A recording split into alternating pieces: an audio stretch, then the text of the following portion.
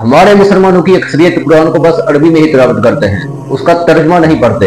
हालांकि उन मुसलमानों को अरबी नहीं आती, लेकिन सवाल यहाँ पर यह है कि क्या कुरान को बस अरबी में पढ़ लेने से उसका हक अदा हो जाएगा? क्या बगैर समझे ही कुरान को पढ़ना हमारी जिंदगी को बदल सकता है? अल्लाह ने कुरान बस तिलावत के लिए नहीं उतारा, बल्कि इसे हिदायत के लिए उतारा है। अल्लाह कुरान में फरमाता है कि ये किताब हमने इसलिए उतारी है ताकि तुम लोगों को अंधेरों से निकालकर रोशनी की तरफ लाए, यानी कि हिदायत की तरफ लाए। इस आयत से ये साबित हुआ है कि कुरान का असल मकसद लोगों को हिदायत देना है, और हिदायत तब ही हासिल होगी जब हम इसको समझ के पढ़ें। कुरान की बस तिलावत करने से भी सवाब मिलता है, हर हरफ पर 10 नेकियां मिलती हैं, लेकिन कुरान पर गौर व फिक्र करने का, इसे समझने का हुक्म है।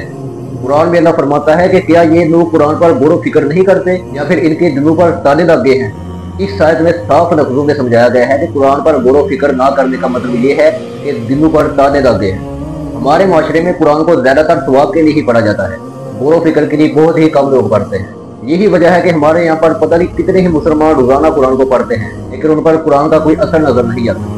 कुरान को अरबी के साथ साथ तर्जमे के साथ पढ़ने की भी आदत डालें। रोजाना चंद आयात ही तर्जमे के साथ पढ़ लिया करें, ताकि आपको पता तो चले कि अल्लाह आपसे क्या रहा है, आपको पता चले कि इस कायनात के खालिक ने आपके लिए क्या पैगाम भेजा है। अगर हमारा कोई दोस्त फरास में हो और वो हमें उस जुबान के अंदर कुछ हाथ में लिख कर भेजे, तो हम शायद 10 बंदू से वो पढ़ाते हैं ताकि हमें पता चले कि हमारा दोस्त ये कहना क्या चाहता है। लेकिन कुरान तो इस सारी कायनात के खालिक ने हमारे लिए भेजा है, हमारी हिदायत के लिए, ताकि हमें पता चले कि अपनी ज़िंदगी कैसे गुजारनी है और अपनी आखिरत की ज़िंदगी जो हमेशा के लिए रहने वाली है उसको कैसे संवारना है। लेकिन हम उसको तर्जमे के साथ नहीं पढ़ते, बस उसको अरबी में ही पढ़ते हैं।